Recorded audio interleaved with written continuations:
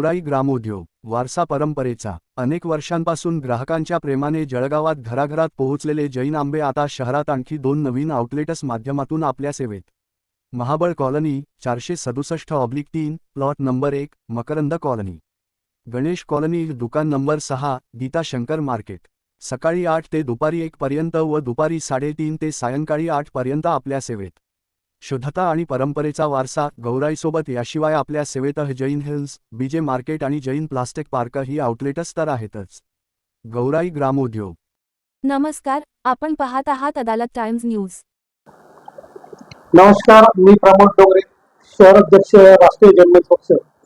जळगाव महापालिकेमध्ये कंत्राटी कर्मचाऱ्यांचा जे होणारं शोषण या बाबतीत मी एक तक्रार केलेली आहे महापालिका लेबर कमिशनर, जिल्हाधिकारी यांच्याकडे. महापालिकेमध्ये कंत्राटी स्वरूपावर जी लोक काम करतात त्यांचं शोषण कशा प्रमाणात होतं, कसं केलं जातं, सविस्तर तक्रार दिली आहे. त्यामध्ये ज्या काही पेड लीव्ह असतात, पगारी सुट्या असतात, मागील 15 वर्षापासून डीव्हीजी कंपनी आणि वॉटर बेस कंपनी हे मनमानी कारभार करतायत, रॉंग लेबर प्रॅक्टिस करतायत. पगारी सुट्याचे पैसे कपात करून हे संबंधित लोकांना पगार देत आहेत. तसेच दोघेही कंपन्या, वर्तमान कंपनी आणि जी अगोदर जो ठेका होता वॉटर बेस कंपनीचा, ती पण किमान वेतन कायद्यानुसार पगार देत नाही. या संदर्भात 1 महिना झाले तक्रार देऊन, पण आयुक्तांनी, महापालिका आयुक्तांनी, ज्ञानेश्वर डेअरी यांनी कुठलीही भूमिका घेतलेली नाही, कुठलीही कारवाई केलेली नाही. तरी या सर्व घोटाळ्याला महापालिका आयुक्त जबाबदार आहे.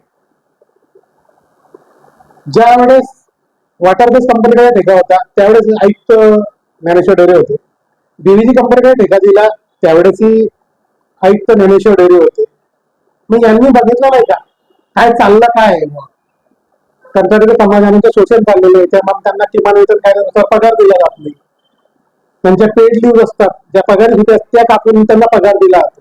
मग एका झोपा काढतात का? मी यांना निलंबित करण्यासाठी मुख्यमंत्र्यांना पत्र दिलेलं आहे, राजीनामा पुढे आमदार यांच्या मार्फत. तसं त्यांच्या सीएमच्या मेल आयडी वरती मी मेल पण केलेला आहे, पण अद्याप त्याच्यावर कारवाई झालेली नाही.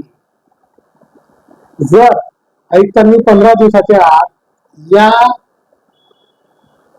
तक्रारीवरती कारवाई केलेली नाही दोघं ठेकेदाराला, बीव्हीजी आणि वॉटर बेस, तर मी सरळ हायकोर्टात किंवा लोकायुक्तांकडे त्यांच्या विरोधात तक्रार दाखल करेल. मग त्यांनी आवरावं, भ्रष्टाचार पाठीशी घालावा आणि आवरावं. मग तिथून जे काही होईल कायदेशीर कारवाई त्यास ते स्वतःहून जबाबदार राहतील. जय हिंद, जय महाराष्ट्र.